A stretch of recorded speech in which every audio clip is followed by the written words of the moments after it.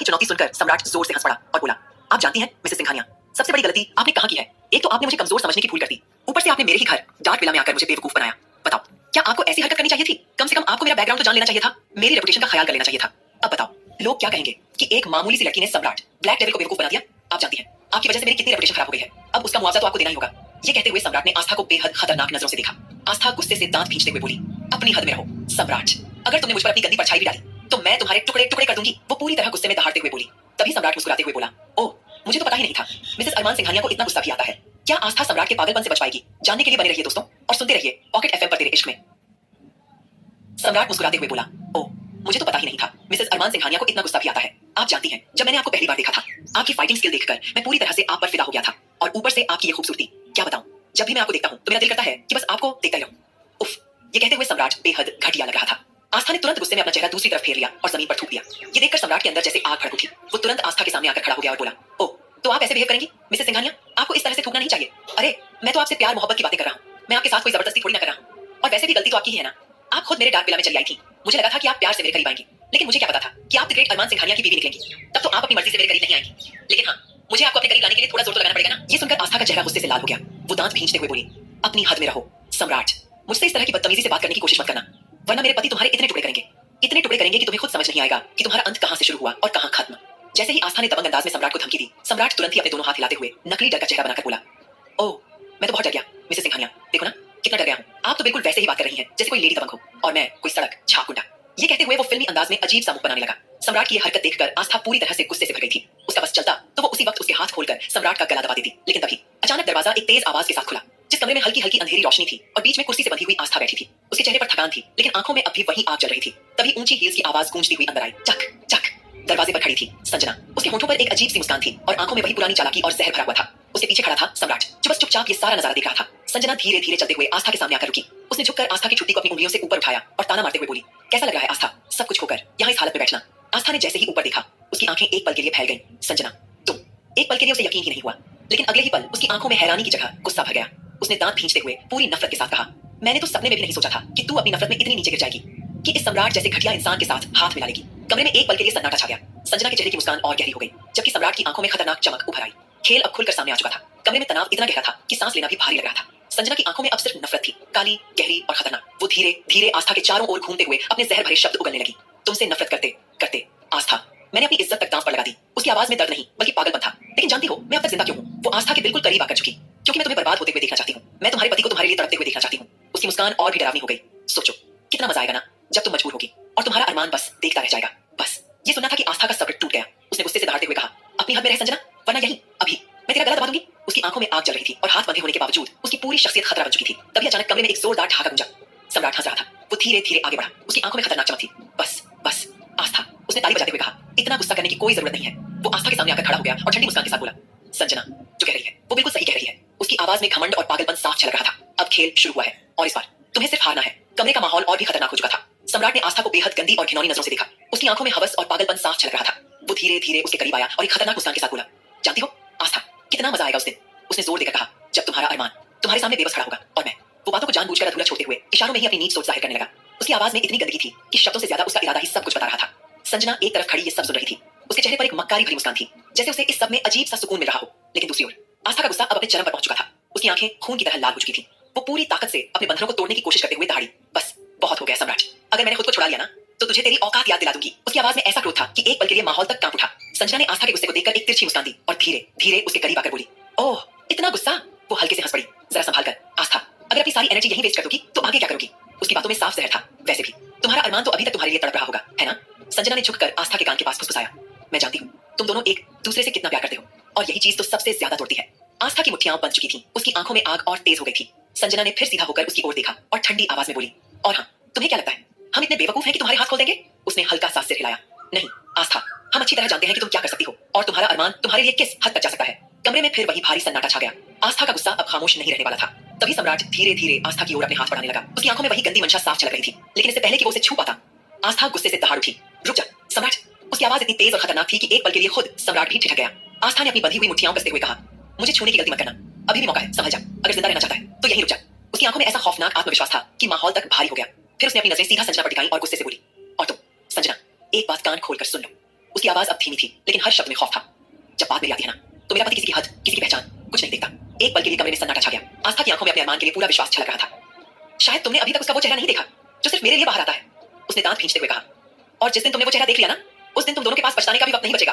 कमरे का माहौल अब डर, गुस्से और आने वाले तूफान की आहट से भर चुका था। आस्था की बातें सुनकर सम्राट और संजना दोनों ही पागलपन की हद तक हंसने लगे। उनकी हंसी पूरे कमरे में गूंज उठी, खतरनाक और डरावनी। सम्राट ने तिरछी नजर से आस्था को देखते हुए कहा, तुम्हारा ये भरोसा बेकार है आस्था। तुम भूल रही हो, तुम्हारा पति इस वक्त लाचार है, बेखबर है, और सबसे बड़ी बात, उसे कुछ याद ही नहीं है। संजना ने भी हंसते हुए बात को आगे बढ़ाया। हाँ, और शायद वो तुमसे नफरत भी करता है। कहीं ना कहीं संजना को अभी यही गलतफहमी थी कि राजवीर के लिए जहर की वजह से अरमान की यादें अब तक वापस नहीं आई हैं। वो ये पूरी तरह भूल चुकी थी कि जिस दिन उसने अरमान को अगवा करने की योजना बनाई थी, उस दिन वो उसे अंजाम तक पहुंचा ही नहीं पाई थी, और उसी के साथ बहुत कुछ बदल चुका था। इन सब उलझनों के बीच वे दोनों सच्चाई से बिल्कुल अनजान थे, लेकिन उनकी इस हंसी को सुनकर आस्था एक पल के लिए बिल्कुल खामोश हो गई। उसकी आंखों में अब गुस्से के साथ साथ एक अजीब सी सर्दी उतर आई थी, जैसे कोई तूफान भीतर ही भीतर तैयार हो रहा हो। तभी दरवाजा फिर से खुला। एक भारी कदमों की आहट कमरे में गूंजी, और अगले ही पल वहां राजवीर आकर खड़ा हो गया। उसकी सर्द और खतरनाक नजरें सीधे आस्था पर टिक गईं। जैसे ही आस्था की नजर उस पर पड़ी, उसका पूरा शरीर एक पल के लिए कांप उठा। उसके हाथ पैरों में हल्का सा कंपन होने लगा, सांसें तेज हो गईं, क्योंकि वो चेहरा वही चेहरा था जिसने उसके बचपन में उसकी आंखों के सामने उसके पालने वाले माँ बाप को मौत के घाट उतार दिया था। वही इंसान जिसने उसकी पूरी दुनिया छीन ली थी। उसकी आंखों में एक पल के लिए डर की झलक आई, लेकिन अगले ही पल वो फिर से गुस्से में बदल गई। इधर राजवीर के आते ही संजना और सम्राट, जो अभी तक हंस रहे थे, अचानक खामोश हो गए। कमरे का माहौल एकदम बदल चुका था। तभी अचानक वो आगे बढ़ा और आस्था के बालों को कसकर पकड़ लिया। आस्था दर्द से हल्का सा तड़पी, लेकिन उसकी आंखों में डर नहीं, सिर्फ आग थी। वो आदमी लाल आंखों से उसे घूरते हुए गुर्राया, आस्था सिंघानिया, तुमने अपनी जिंदगी की सबसे बड़ी गलती की है। उसने उसकी पकड़ और कड़ी कर दी। मेरी बीवी को अगवा करने की हिम्मत, तुम्हें ऐसा कभी नहीं करना चाहिए था। उसकी आवाज में खतरनाक गुस्सा उभर रहा था। इतनी हिम्मत आखिर आई कहां से तुम्हें कि तुम सीधा राजवीर के खिलाफ खड़ी होने चली आई। कमरे में एक बार फिर तनाव बढ़ गया, लेकिन दर्द में भी आस्था की नजरें झुकी नहीं। वो अब भी उसी चुनौती भरे अंदाज में उसे घूर रही थी। आस्था ने दर्द और गुस्से के बीच खुद को संभाला और फिर एक ठंडी लेकिन खतरनाक मुस्कान के साथ बोली, लगता है कान्हा जी ने आखिर हमारी प्रार्थना सुन ही ली। राजवीर जिंदल। उसकी आंखें सीधी राजवीर की आंखों में जमी थी। हमने तो बस यही चाहा था कि तुम्हारी जान अपने हाथों से लें, लेकिन उस वक्त तुम्हें जिंदा छोड़ देना शायद हमारी सबसे बड़ी भूल थी, या फिर कान्हा जी की कोई परीक्षा। उसकी आवाज और भी सख्त हो गई, लेकिन इस बार हम तुम्हें जिंदा नहीं छोड़ेंगे। जैसे ही आस्था ने कहा, राजवीर ने अचानक उसके बालों को छोड़ दिया और फिर सम्राट की तरफ देखकर जोर जोर से हंसने लगा। उसकी हंसी में पागलपन था, खौफ था। ये नजारा देखकर एक पल के लिए माहौल और भी भारी हो गया, लेकिन आस्था वो अब भी बिना डरे, बिना झुके खड़ी थी। संजना उसके चारों ओर घूमते हुए बोली, आस्था क्या तू अभी तक नहीं समझी? उसने तिरस्कार भरी नजर से उसे देखा। तेरी जिंदगी अब पूरी तरह बर्बाद हो चुकी है, अब तेरे बचकर जाने की कोई गुंजाइश नहीं बची। आस्था ने तुरंत उसकी ओर देखा और बिना एक पल गंवाए जवाब दिया, ये तो वक्त ही बताएगा कि जिंदगी किसकी बर्बाद हुई है। उसकी आंखों में अटूट विश्वास था। हमें पूरा यकीन है हमारे पति आएंगे और हमें यहाँ से सही सलामत लेकर जाएंगे, वो भी तुम सबके सामने से। वो एक एक शब्द पर जोर देते हुए बोली, तुम उनका कुछ भी नहीं बिगाड़ पाओगे। इतना सुनते ही राजवीर ने अपनी हंसी अचानक रोक दी। वो धीरे धीरे आस्था के सामने आया, अपना चेहरा उसके बेहद करीब लाते हुए तिरछी मुस्कान के साथ बोला, तुम्हारा पति। फिर वो हल्का सा हंसा, हाँ हाँ तुम्हारा पति आएगा। उसकी आंखों में खतरनाक चमक उभरी, क्या तुम्हें नहीं पता मैंने तुम्हारे पति को तुम्हारे खिलाफ कर दिया है। वो और करीब झुक गया, उसकी यादें अभी तक वापस नहीं आई हैं। और अब वो उसने गर्व से कहा, मेरा मुर्रा है। कमरे में सन्नाटा छा गया।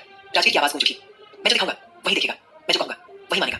उसने ठंडी हंसी के साथ कहा, और जब वो तुम्हारे सामने खड़ा होगा ना आस्था, तब वो तुम्हारा नहीं मेरे इशारे पर चलने वाला मुर्रा होगा। हवा जैसे थम गई थी, लेकिन आस्था की आंखों में अब भी डर नहीं, सिर्फ तूफान था। राजवीर ने ठंडी हंसी के साथ आस्था की ओर देखते हुए कहा, आस्था सिंघानिया, जो मैं कहूंगा तुम्हारा पति वही करेगा। उसकी आवाज में अजीब सा आत्मविश्वास और पागलपन था। अगर तुम्हें यकीन नहीं आ रहा तो थोड़ी देर में खुद देख लेना। वो हल्का सा झुका और धीरे से बोला, क्योंकि मैंने खुद तुम्हारे पति को यहाँ बुलाया है। ये सुनते ही संजना के चेहरे का रंग उड़ गया, उसके माथे पर गहरी लकीरें उभर आईं। वो घबराई हुई आवाज में बोली, ये आप क्या कह रहे हैं राजवीर सर? आप अरमान को यहाँ कैसे बुला सकते हैं? उसकी आवाज में साफ डर था।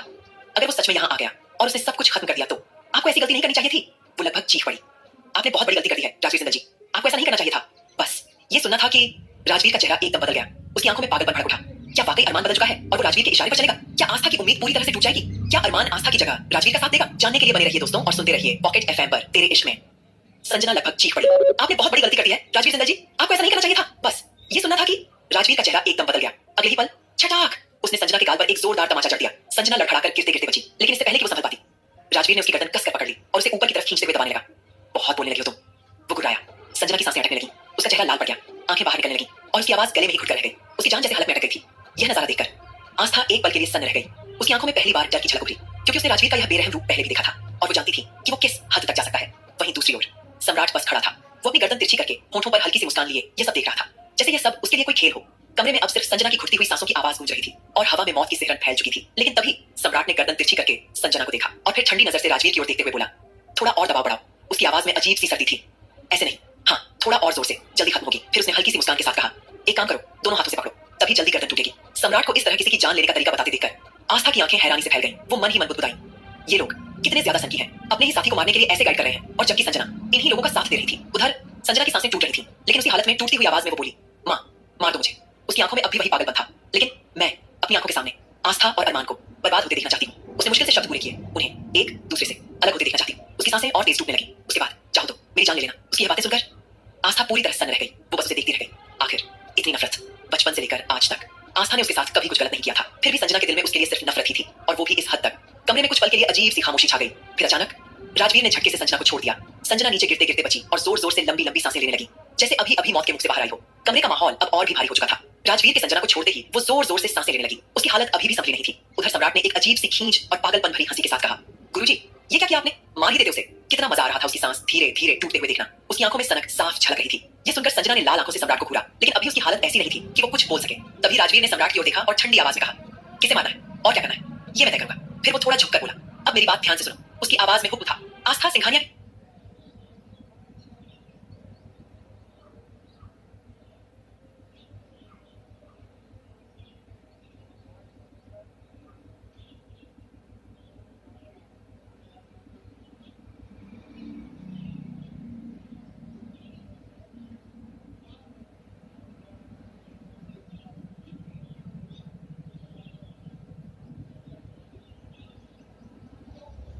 साथ जो करना है कर सकते हो। वो एक पल रुका, फिर सख्ती से बोला, लेकिन सिर्फ तब जब मैं चाहूं। ये सुनकर सम्राट के माथे पर हल्की शिकन आई। वो हल्की मुस्कान के साथ बोला, इतनी खूबसूरत चीज सामने हो और मैं खुद को रोक लूं, इतना आसान नहीं है गुरुजी। उसने आस्था की तरफ एक गंदी नजर डाली, फिर बोला, लेकिन ठीक है, आप मेरे गुरु हैं, आपकी बात मानना मेरा फर्ज है। उसकी आवाज में दबा हुआ अधैर्य साफ था, लेकिन आपको जल्दी ही इजाजत देनी होगी, क्योंकि इसे इस हालत में देखकर खुद को रोकना मुश्किल हो रहा है। तभी राजवीर ने अपनी घड़ी की ओर देखा और ठंडी मुस्कान के साथ बोला, सिर्फ 20 मिनट। कमरे में सन्नाटा छा गया। 20 मिनट बाद तुम जो चाहो शुरू कर सकते हो। ये कहकर वो मुड़ा और मुस्कुराते हुए कमरे से बाहर चला गया। दरवाजा बंद होते ही सम्राट की हंसी पूरे कमरे में गूंज उठी। वो धीरे धीरे आस्था की ओर बढ़ा, उसे ऊपर से नीचे तक घूरते हुए। उसकी नजरें साफ तौर पर उसे असहज करने के लिए थीं, लेकिन आस्था की आंखों में अब भी वही आग थी। सम्राट झुककर बोला, सुना तुमने, सिर्फ 20 मिनट। उसकी आवाज में खतरनाक उत्साह था। 20 मिनट बाद खेल शुरू होगा। आस्था सिंघानिया। आस्था ने उसे घूरते हुए दांत पींच लिए। उसकी आंखों में डर नहीं, बल्कि एक तूफान उमड़ रहा था। उधर संजना, वो अभी भी दीवार के सहारे खड़ी थी। उसकी गर्दन पर राजवीर की उंगलियों के निशान साफ दिख रहे थे।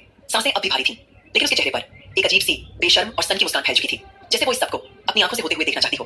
कमरे में अब सिर्फ 3 लोग थे, एक शिकार और 2 दरिंदे, और दीवार पर टिक टिक करती घड़ी जो हर सेकंड के साथ उस खौफनाक पल को और करीब ला रही थी। दूसरी ओर सिंघानिया मेंशन में गहरी मायूसी छाई हुई थी। आस्था की चिंता हर किसी के चेहरे पर साफ दिखाई दे रही थी। सभी लोग एक साथ बैठे थे, लेकिन किसी के पास कहने के लिए शब्द नहीं थे। वहीं अविनाश बेचैन होकर बार बार इधर उधर टहल रहा था। आखिरकार वो रुककर आकाश, सुमित और ध्रुव की ओर देखते हुए बोला, हम लोग यहाँ बैठकर क्या कर रहे हैं? अरमान ऐसे अकेले कैसे जा सकता है? उसकी आवाज में साफ घबराहट थी। हमें उसके साथ जाना चाहिए था। पता नहीं उस सन की सम्राट और राजवीर के साथ कितने आदमी होंगे। वो एक पल रुका, फिर बेचैनी से बोला, अरमान अकेला उनका मुकाबला कैसे करेगा? और अगर, उसकी आवाज हल्की कांप गई, अगर मुकाबले में मेरी बहन आस्था को कुछ हो गया तो? नहीं नहीं। वो खुद ही अपने सिर को पकड़कर बुदबुदाने लगा। अविनाश के चेहरे पर डर साफ झलक रहा था। आखिर वो सिर्फ एक दोस्त नहीं, आस्था का भाई भी था। लेकिन तभी सुमित ने उसे ध्यान से देखा और फिर शांत लेकिन रहस्यमय अंदाज में बोला, अरमान जिस अंदाज में यहाँ से गया है वो हल्का सा मुस्कुराया। उसका मतलब साफ है। सबकी नजरें उसकी ओर उठ गईं। सुमित ने गहरी आवाज में कहा, वो आज सारा मामला खत्म करके ही वापस आएगा।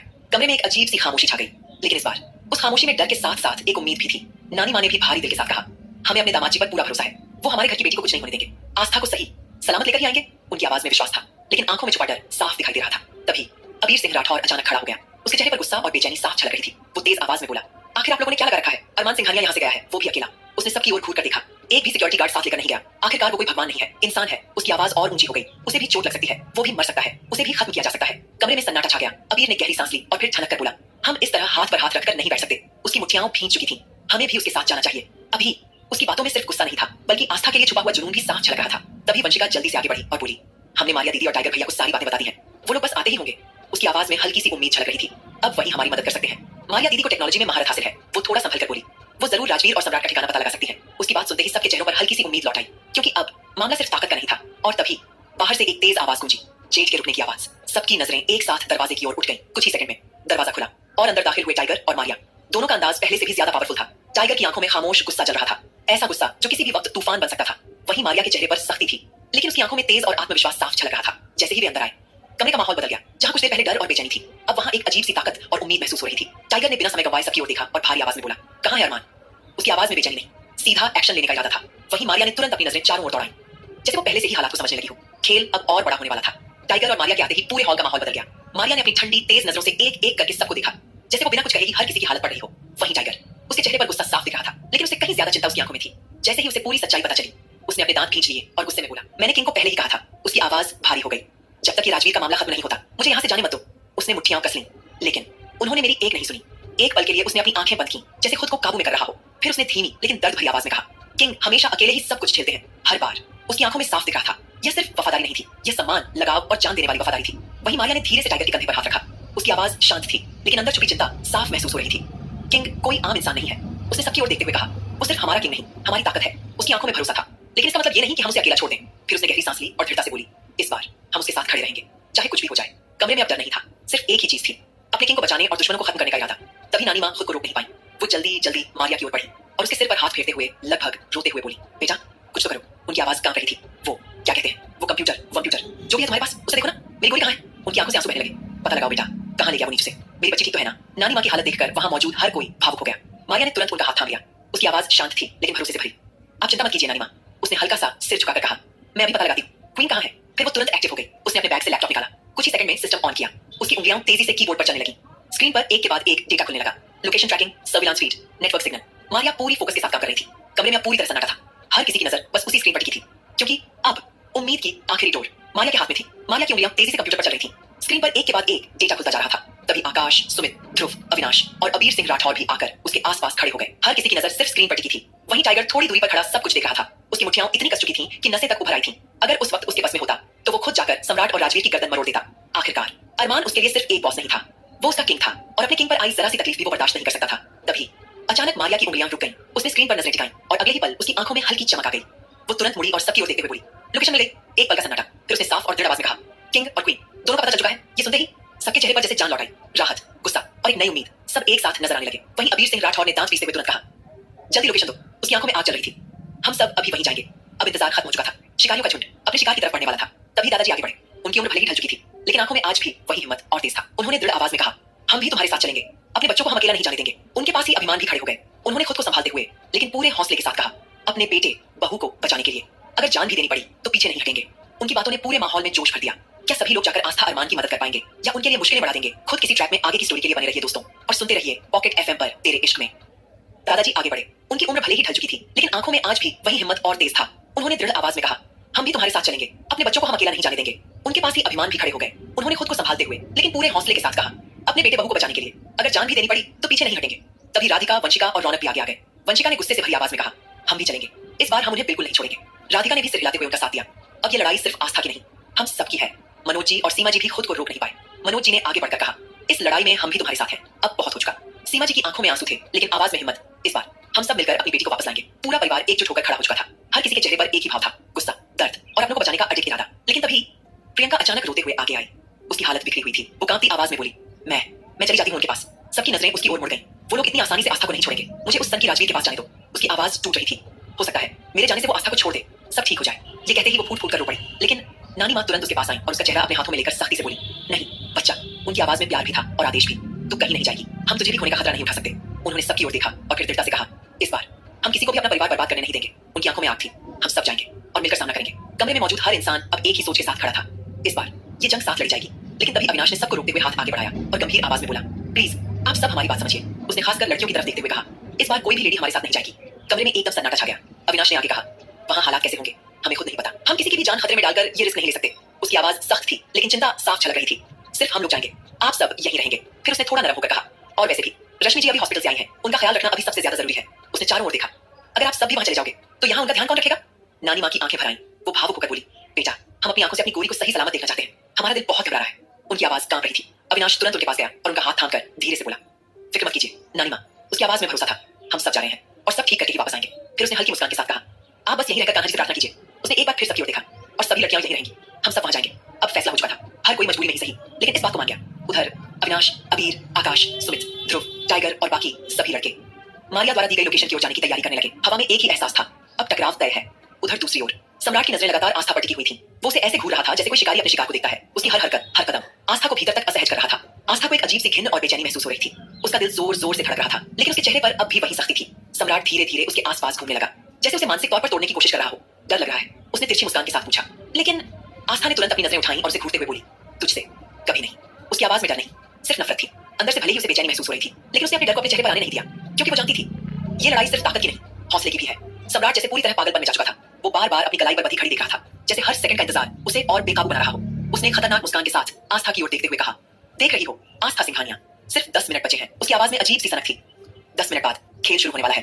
वो धीरे धीरे आगे बढ़ा और फिर संजना के पास जाकर उसके कंधे पर हाथ रख दिया। संजना ने भी वही मक्कारी भरी मुस्कान ओढ़ रखी थी। सम्राट झुककर उसके कान के पास धीमी आवाज में बोला, पिछली बार जो अधूरा रह गया था, वो सारा गुस्सा, सारा फ्रस्ट्रेशन, उसने एक नजर आस्था की ओर डाली। आज सब खत्म कर दूंगा। उसकी आंखों में खतरनाक चमक थी। और तुम अपनी आंखों से देखना। वो हल्का सा हंसा, कैसे तुम्हारा अरमान? मेरे सामने टूटेगा। उसकी बातों में इतना जहर था कि पूरा माहौल भारी हो गया। लेकिन आस्था, वो अब भी उसी हिम्मत के साथ उसे घूर रही थी। उसकी आंखों में डर नहीं बल्कि आने वाले तूफान का इंतजार था। सम्राट की आंखों में अब साफ पागलपन उतर चुका था। वो संजना के पास खड़ा होकर धीमी लेकिन खतरनाक आवाज में बोला, मुझे पता है उस दिन मेरा गुस्सा तुम पर निकल गया था, लेकिन फिक्र मत करो। उसने हल्की सी हंसी हंसी, आज तुम्हारा हर हिसाब पूरा हो जाएगा। उसकी नजर फिर आस्था पर जाकर टिक गई।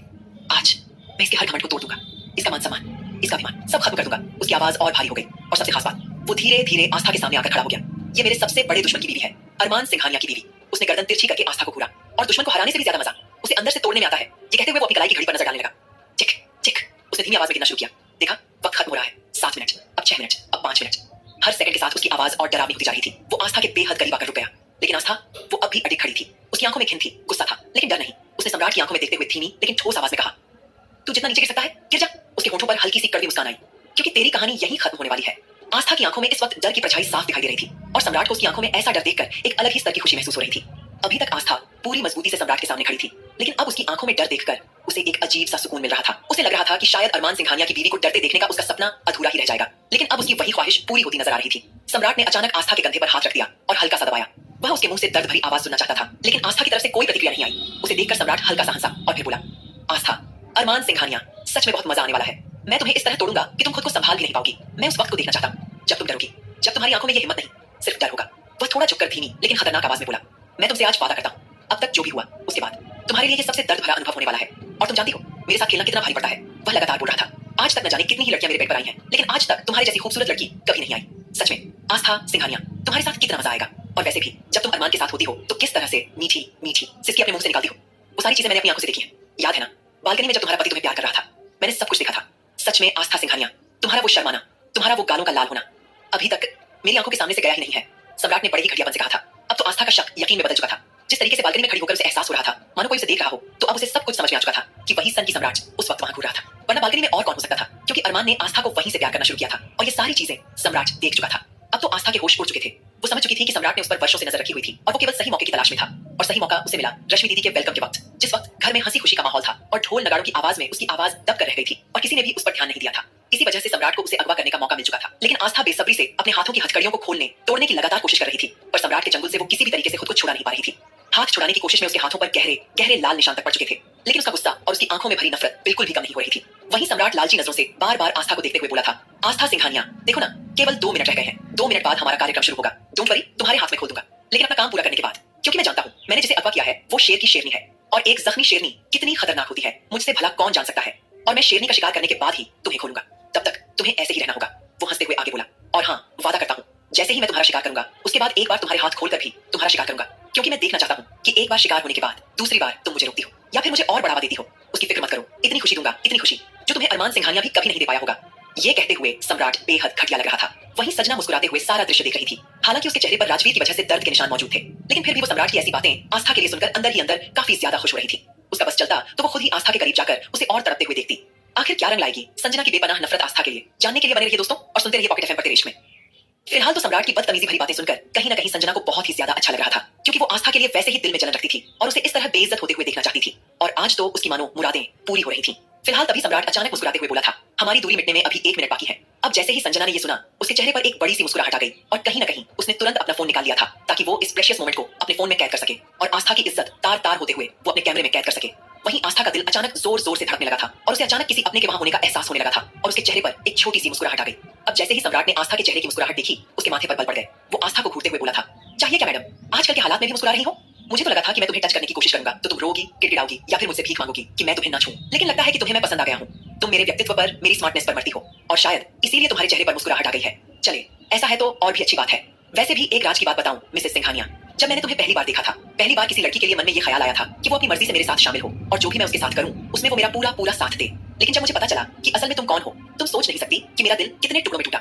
ये कहते हुए सम्राट एक बार फिर ठहाका लगाकर हंस दिया। वहीं आस्था सम्राट की सोच पर घिन और गुस्से से भर उठी थी। वो लगातार संघर्ष कर रही थी ताकि सम्राट उसके हाथ खोल दे, लेकिन अचानक अपने दिल की धड़कनों को सुनते हुए उसे एक अजीब सा सुकून महसूस होने लगा था। उसे पूरी तरह से इस बात का एहसास होने लगा था कि उसका पति उसके आसपास ही है। फिलहाल जल्द ही अरमान सिंघानिया राजवीर के ठिकाने के सामने खड़ा हुआ था। अरमान को वहां बुलाने वाला कोई और नहीं बल्कि राजवीर जिंदल ही था। राजवीर ने ही अरमान को फोन करके बुलाया था। अब राजवीर ने जल्दी ही सम्राट को निर्देश दे दिए थे कि आस्था के हाथों को खोल दे।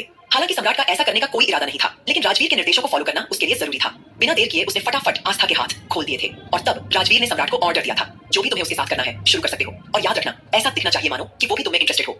अब ये बातें कहीं ना कहीं सम्राट के दिमाग के ऊपर से जा रही थी, लेकिन अपने गुरु की हर बात मानना, आंखें बंद करके उन पर विश्वास करना उसके लिए सबसे ज्यादा जरूरी था। इसलिए उसने वैसा ही किया जैसा राजवीर ने कहा।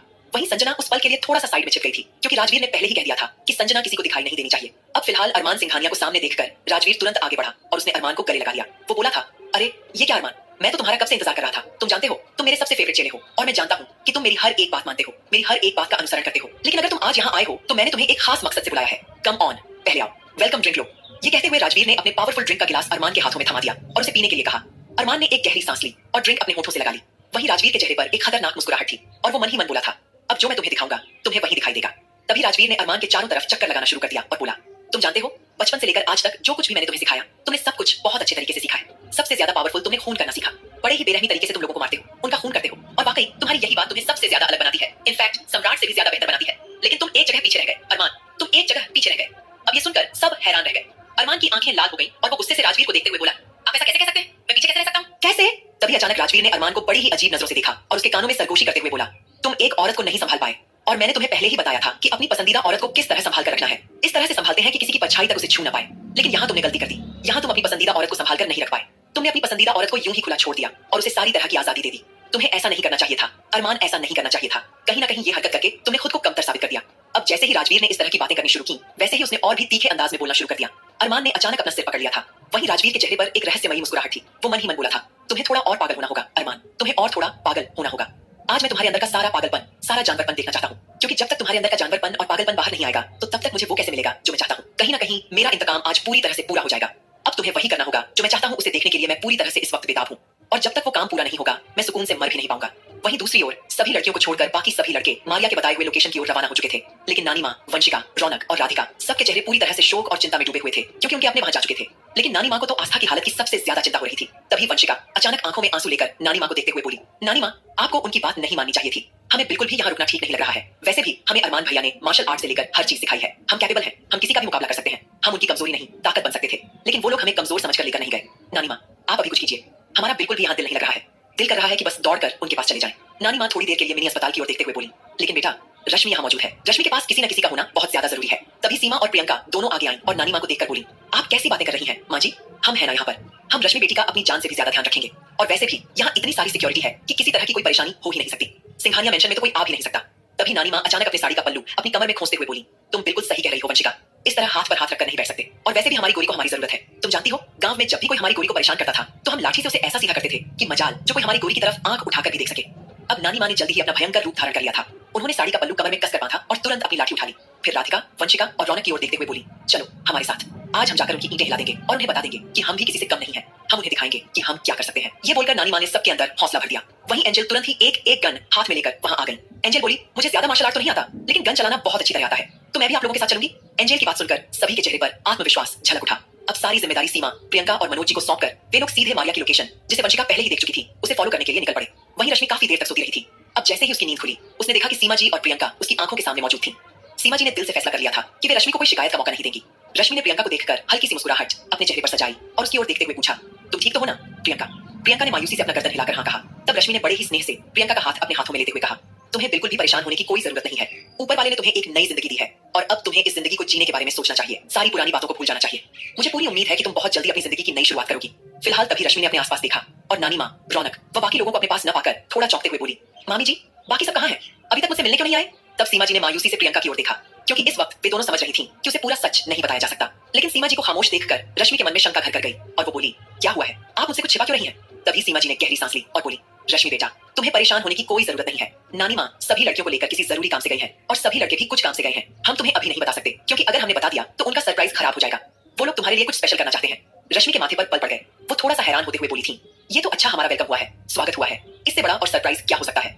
अब रश्मि के सवाल सुनकर मामी ने एक बार प्रियंका की ओर देखा, लेकिन तभी प्रियंका के मन में कुछ चल रहा था, इसीलिए वो सबको एक साथ लेकर गई अपने प्लान समझाने के लिए। और आपकी देखभाल के लिए नानी माँ ने हमें और माँ को यानी मम्मी को यहीं छोड़ा था। रश्मि अभी भी समझने की कोशिश कर रही थी कि आखिर असल में हुआ क्या है और इस तरीके से सब लोग कहाँ जा सकते हैं। वो कुछ और सोच पाती उससे पहले ही उसके बच्चे की हल्की सी रोने की आवाज सुनाई देने लगी।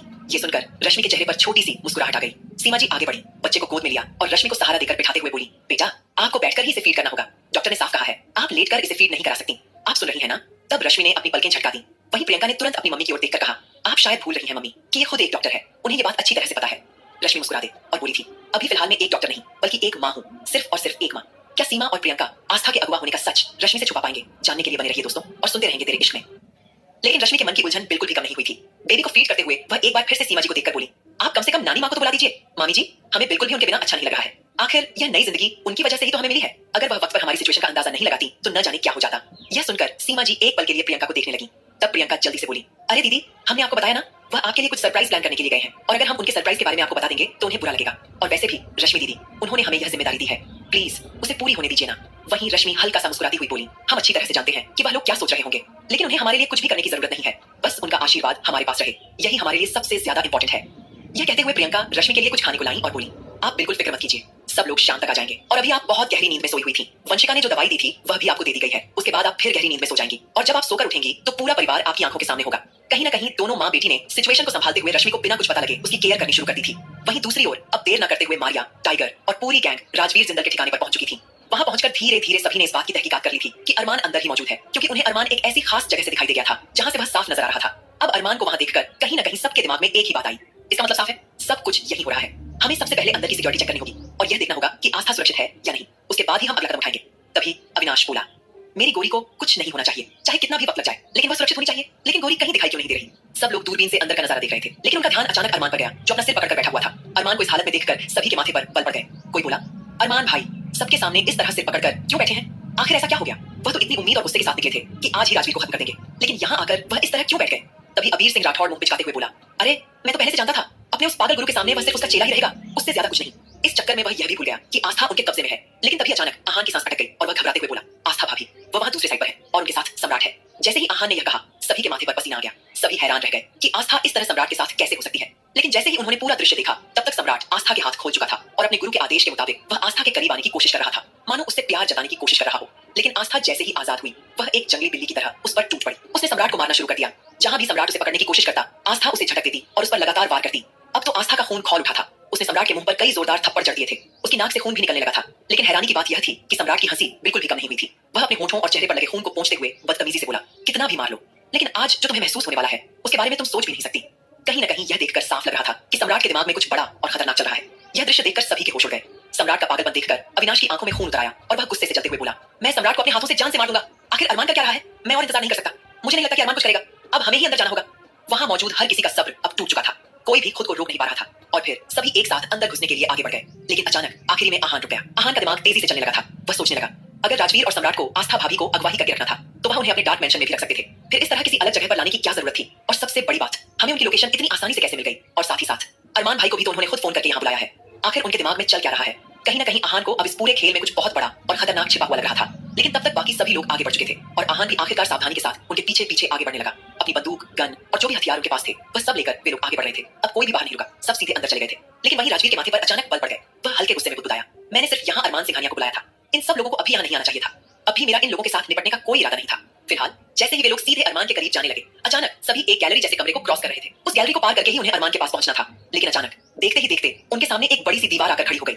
अब अचानक दीवार के आ जाने से सबके होश उड़ गए। किसी को कुछ समझ ही नहीं आ रहा था कि आखिर यह क्या हो रहा है। तभी किसी ने घबराकर कहा, मुझे लगता है कुछ ना कुछ गड़बड़ है, हमें यहाँ से तुरंत बाहर निकलना चाहिए। जैसे ही सब बाहर निकलने के दरवाजे की ओर भागे, तभी वहां भी एक दूसरी दीवार आकर खड़ी हो गई। अब तो सभी हैरानी से एक दूसरे की ओर देखने लगे। अबीर झल्लाते हुए बोला, ये क्या हो रहा है? आखिर ऐसा कैसे हो सकता है? यहाँ इस तरह से ये दीवारें कहाँ से आ रही हैं? सभी लोग जोर जोर से अरमान को आवाज लगाने लगे, लेकिन उनकी आवाज उसी जगह गूंज कर रह गई। उनकी आवाज का एक भी शब्द अरमान के कानों तक नहीं पहुंच पाया। अरमान को इस बात का जरा भी अंदाजा नहीं था कि उसी वक्त उसके अपने, उसके भाई और दोस्त एक जगह फंस चुके हैं। फिलहाल सेफ्टी का ध्यान रखते हुए दादाजी और अभिमान जी को वे लोग अंदर लेकर नहीं आए थे। वह दोनों बाहर गाड़ी में ही उनका इंतजार कर रहे थे ताकि जरूरत पड़ने पर अपने बच्चों की रक्षा कर सके। लेकिन सबसे बड़ी समस्या यह थी कि जैसे ही वे उस जगह पर पहुंचे, उनके फोन, नेटवर्क सब कुछ बंद हो चुका था। चारों तरफ जैमर लगे हुए थे। यह देखकर कोई चौंकते हुए बोला, लगता है यह सब पहले से ही प्लान था। हम जाल में फंस चुके हैं, हमें यहाँ से निकलना होगा, वरना पता नहीं वह हमारे साथ क्या करेगा। लेकिन वहीं अविनाश तो जैसे सब कुछ भूलकर सिर्फ सामने का दृश्य देख रहा था, जहाँ आस्था और सम्राट आमने सामने थे। जिस जगह वे कैद थे, वहां से आस्था, सम्राट और अरमान तीनों साफ दिखाई दे रहे थे। उनकी आवाजें भी उन्हें सुनाई दे रही थी, लेकिन उनकी अपनी आवाज कोई नहीं सुन सकता था। अब अविनाश जोर जोर से चिल्लाने लगा, गोरी, गोरी इधर देखो, गोरी परेशान मत हो, उसे मार दो, सम्राट को मार दो। कहीं ना कहीं अविनाश पूरी तरह बेकाबू हो चुका था। तभी आकाश ने उसके कंधे पर हाथ रखा और कहा, कोई फायदा नहीं है, हम यहाँ फंस चुके हैं, हमें जल्दबाजी नहीं करनी चाहिए थी, हमें दिमाग से काम लेना चाहिए था। अब सभी एक दूसरे की ओर देखने लगे, लेकिन किसी को कोई रास्ता नजर नहीं आ रहा था। उधर आस्था जितना सम्राट पर वार करती, सम्राट उतना ही अपना चेहरा उसके सामने कर देता, मानो उसे उकसा रहा हो। वहीं सजना मन ही मन सोच रही थी, कहीं ऐसा न हो कि आस्था के हाथों ही सम्राट मर जाए। यह बड़ी बड़ी बातें करता है, लेकिन अगर यह बिना कुछ किए ही मर गया तो मेरा बदला कैसे पूरा होगा? वह यह सब बड़ी दिलचस्पी से देख रही थी। तभी अचानक राजवीर ने सम्राट को इशारा किया। जैसे ही सम्राट ने वह इशारा देखा, उसके चेहरे के एक्सप्रेशन पूरी तरह बदल गए। उसने तुरंत अपनी जेब से रुमाल निकाला और अपने चेहरे पर लगे खून को साफ किया। फिर एक लिक्विड अपनी नाक में डाला, जिससे उसका खून बहना तुरंत रुक गया। अब वह पूरी तरह से संभल चुका था। अचानक उसने आस्था को जोर से पकड़कर घुमाया और अपनी पीठ से लगाकर उसे कसकर जकड़ लिया। आस्था उसकी पकड़ से छूटने के लिए लगातार छटपटा रही थी, लेकिन सम्राट उसके कान के पास झुककर सरगोशी करते हुए बोला, बहुत खेल लिया तुमने मेरे साथ। जितना तुम्हें मुझसे बचना था तुम बच चुकी। तुमने मुझे जितना मारना था मार लिया, लेकिन अब नहीं, अब मेरी बारी है। अब मैं खेलूंगा तुम्हारे साथ। यह कहते हुए उसने आस्था के बालों में अपना चेहरा छुपा लिया और उसे छूने की कोशिश करने लगा। आस्था लगातार छटपटाती रही। वहीं सजना के चेहरे पर एक बड़ी सी मुस्कुराहट थी। वह तो कब से यही देखना चाहती थी कि आस्था की इज्जत पूरी तरह से मिट्टी में मिल जाए। ठीक उसी वक्त राजवीर ने अरमान की ओर देखा और बोला, मैंने तुझे कहा था पसंदीदा औरत को दुनिया से छुपाकर रखा जाता है, लेकिन तूने मेरी बात नहीं मानी और अपनी पसंदीदा औरत को यूं ही छोड़ दिया। लेकिन अब देख, मैं तुझे दिखाता हूं कि अपनी पसंदीदा औरत को इस तरह से खुला छोड़ने के कितने खतरनाक अंजाम हो सकते हैं। ये सारी बातें आज मैं तुझे दिखाऊंगा। तू शायद मेरी बातों को हल्के में ले गया था सुन। बचपन में मैंने तुझे शिक्षा दी थी, लेकिन तू उसे सही तरीके से याद नहीं रख पाया और इसीलिए तूने अपनी पसंदीदा औरत को इस तरह से खुला छोड़ दिया और वह खुलकर किस तरह से तुझे धोखा दे रही है, ये तुझे आज पता चलेगा। कहीं न कहीं राजवीर ने यह बात अरमान की आंखों में झांकते हुए कही थी और वहीं राजवीर के ये शब्द अरमान के दिल में हथौड़ों की तरह लग रहे थे। वह केवल लाल आंखों से लगातार राजवीर को घूर रहा था, मानो यह जानना चाहता हो कि आखिर उसका गुरु कहना क्या चाहता है। जिस तरीके से अरमान आस्था से प्यार कर रहा था, यह बात राजवीर को पहले ही समझ में आ चुकी थी। भले ही उसने उसकी यादें मिटाने का आदेश दिया हो, लेकिन आस्था से प्यार की वजह से वह उसके दिल से ज्यादा दूर नहीं जा पाया था। इसीलिए वह जब जब आस्था के करीब जाता था, उससे प्यार करता था, तब राजवीर को कोई खास हैरानी नहीं होती थी। उसे पता था कि अरमान खुद को उससे पूरी तरह दूर नहीं रख पाएगा, लेकिन मानसिक तौर पर वह उसे पूरी तरह से तोड़ सकता है। लेकिन फिलहाल वह अरमान की गहरी हालत को देखते हुए धीरे से बोला, आज देख, मैं तेरी पसंदीदा औरत का तुझे कौन सा रूप दिखाता हूँ। राजवीर ने रहस्यमय अंदाज से कहा। आखिर क्या चल रहा है राजवीर के दिमाग में, जानने के लिए बने रहिए दोस्तों।